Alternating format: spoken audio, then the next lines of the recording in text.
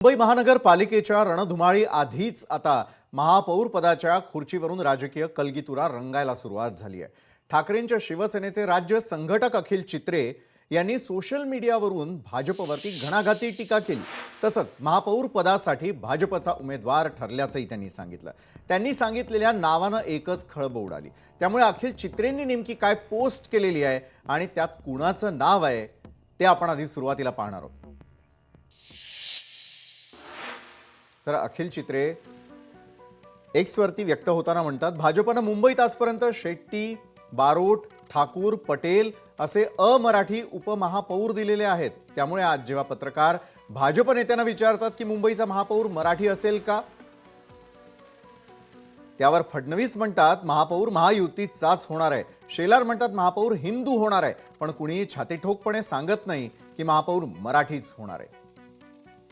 आणि याचाच अर्थ त्यांचा मुंबई महापौर पदाचा अमराठी उमेदवार ठरलाय। मोहित कंबोज असं नाव देखील अखिल चित्रेंनी ट्विट केलेलं आहे। मराठी माणसं आपल्या मुंबईवर अशा उपऱ्याला राज्य करू द्यायचं का, असा थेट प्रश्न त्यांनी मुंबईकरांना विचारलेला आहे। धनाढ्य आहे म्हणून महायुती हुजरी असेल, पण स्वाभिमानी मराठी माणसांना अशांना हिसका दाखवावा असं आवाहन ते मतदारांना या पार्श्वभूमीवर करताना दिसतात।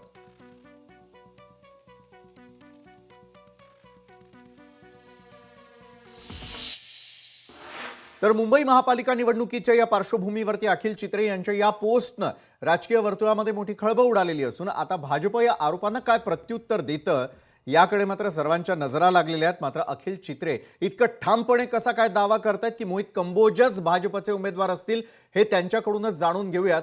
यावेळेला आपल्यासोबत अखिल चित्रे स्वतः जोडले गेलेत। अखिलजी, राजकीय वर्तुळामध्ये कुठल्याही प्रकारचा दावा करत असताना त्या संदर्भातले पुरावे घेऊनच दावा केला जात असतो। मला सांगा, तुमचा हा दावा कितपत आम्ही खरा समजायचा? नमस्कार ईशानजी, नमस्कार। मला फक्त एक सांगा सगळ्यात आधी की तेव्हा राज्याचे एक जबाबदार मंत्री हं, आशिष शेलार, जे आता भारतीय जनता पार्टीच्या मुंबई निवडणुकीचे प्रभारी देखील आहे, हं, त्यांना जेव्हा प्रश्न विचारलं होतं माध्यमांनी, तेव्हा त्यांनी काय सांगितलं की मुंबईचा महापौर हं, हा हिंदू होणार। बर, त्यांना वेगवेगळ्या पद्धतीत प्रश्न परत विचारण्यात आले, परंतु त्यांनी ठामपणे एकदाही सांगितलं नाही की मराठी होणार म्हणून। हं, ते म्हणायला लागले की हिंदू हा मराठी नसतो का, मराठी पण हिंदूच असतो, हं, अशा प्रकारचे युक्तिवाद करायला लागले। बर, त्याच्यानंतर माध्यमांनी जेव्हा देवेंद्र फडणवीस साहेब, जे राज्याचे मुख्यमंत्री महोदय, त्यांना जेव्हा विचारलं, तेव्हा त्यांनी काय सांगितलं, तर त्यांनी असं सांगितलं की महायुतीचा महापौर होणार। बर, कोणी हे छाती ठोकपणे हे सांगितलेलं नाहीये की मुंबईचा महापौर हा मराठी होणार म्हणून। आणि बर, आपण जर पूर्व इतिहास पाहिला भारतीय जनता पक्षाचा, तर भारतीय जनता पक्षाला जेव्हा कधीही प्रतिनिधित्व करायला मिळालं मुंबई महानगरपालिकेत, तर त्यांचं प्रथम प्राधान्य हे कोणाला राहिलेलं आहे, हं, तर हे हं, राहिलेलं आहे ठाकूर, हे राहिलेलं आहे पटेल, बर, हे राहिलेलं आहे बारूद, हे राहिलेलं आहे शेट्टी। त्यांनी कधीही प्रथम प्राधान्य हे मराठी माणसाला दिलेलंच नाहीये। मग ह्यानी काय समजायचं की जो माणूस मोहित कंबोज, तुम्ही का असं विचारलं, त्याचं हं, कारण असं आहे की आपण इतक्या वर्षाच्या आपल्या पत्रकारितेत हं, आपण कधी असं पाहिलंय की कोणत्याही मुख्यमंत्रीबाबत हं, की त्या मुख्यमंत्र्याला अगदी कडेवर घेतलेल्या एखाद्या व्यक्तीने, हं, त्यांनी आनंदात असो की कसंही असो, त्यांनी मुख्यमंत्र्याला कडेवर घेतलेलं असं कोणीही चित्र पाहिलेलं नाहीये। बर, आज त्यांनी मुख्यमंत्र्याला घेतलेलं आहे कडेवर, उद्या मुंबईला घेणार। तसंही मुख्यमंत्र्यांनी आंदोलन तर दिलेलं डेव्हलपमेंटच्या नावावर, त्या कंपोजनं अर्धी मुंबई तर सगळीकडे डेव्हलपमेंट करायला, उद्या मुंबईवर ताबा का घेणार नाही, हं, याचं उत्तर खरं तर भारतीय जनता पक्षाच्या तुम्ही त्या प्रवक्त्यांना किंवा त्यांच्या मुंबई अध्यक्षांना बोलून विचारलं पाहिजे, जे वारंवार खान त्यांनाही खान विचारूच की। खानचा जो हं, खानचा फेक नरेटिव्ह पसरवायचा प्रयत्न करत होता ना, त्यांनी ठामपणे सांगावं ना की मुंबईचा महापौर मराठीच होणार म्हणून, बर, हिंमत असेल तर। पण आपल्या एका चॅनलच्या माध्यमातून फोटोवरून मी तुम्ही आवाहन हा करतो आपल्याला। कयास बांधताना मला दिसून येत आहे। मात्र मोहित कंबोज यांच्यामध्ये असं नेमकं काय आहे की जेणेकरून त्यांना थेट महापौर पद दिलं जाईल? कारण कुठल्याही प्रकारे महापौर म्हणा किंवा राजकीय क्षेत्रामध्ये कुठल्याही प्रकारचं पद देत असताना त्यांनी केलेलं कामही आणि राजकारणाचा त्यांचा अनुभव देखील महत्त्वाचा मानला जात असतो। मग असे कुठले कयास लावत असताना अशा कुठल्या गोष्टी असतील जेणेकरून थेट तुम्ही हा मोठा दावा करताय जो राजकीय खळबळ माजवणारा आहे? अखिलजी, अहो, इतका मोठा अनुभव आहे ना त्यांना, 40 आमदारांना गुवाहाटी ट्रिप घडून आणण्याचा अनुभव आहे त्यांना।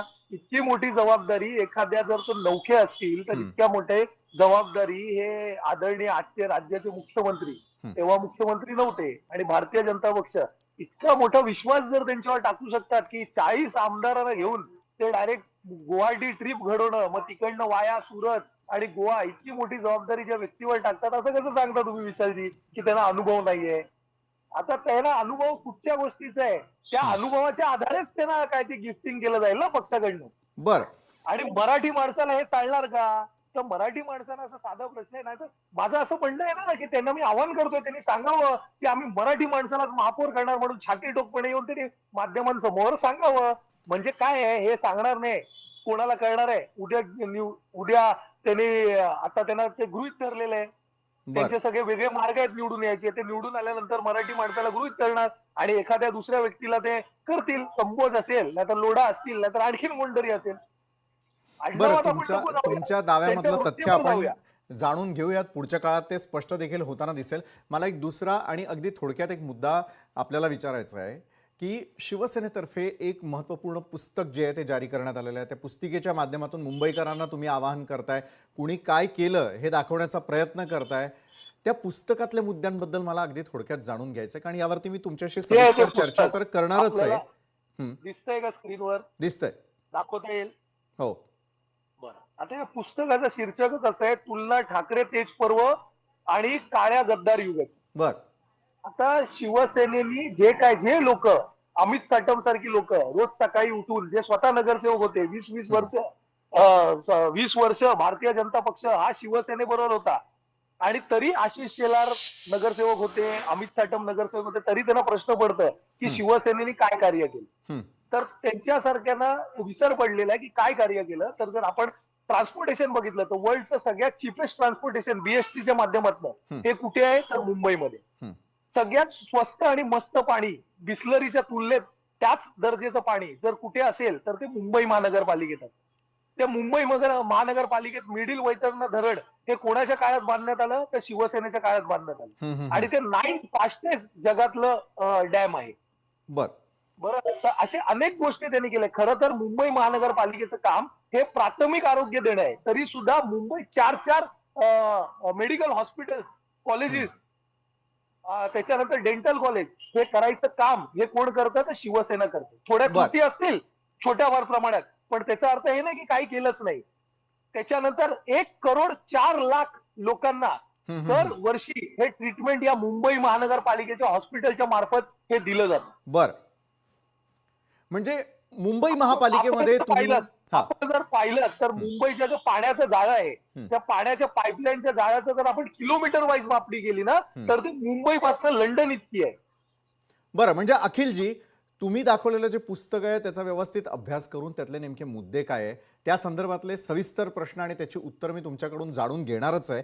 मात्र तत्पूर्वी एक गोष्ट लक्षात येते की मुंबई महापालिकेला सामोरं जात असताना तुम्ही काय करून दाखवलं हे दाखवण्याचा प्रयत्न शिवसेनेकडून सुरू झालाय आणि त्याच निमित्तानं मुंबई महापालिकेचं बिगुल वाजलंय एवढं मात्र नक्की. मात्र तुर्तास वेळात वेळ काढून तुम्ही आमच्याबरोबर या संदर्भातली चर्चा केलीत आणि तुमच्या दाव्यांमध्ये कितपत तथ्य आहे हे येत्या काळामध्ये देखील स्पष्ट होईल. त्यावेळेला पुन्हा एकदा आम्ही तुम्हाला आमंत्रित करूच. धन्यवाद तुम्ही आमच्यासोबत जोडल्या गेलात त्या.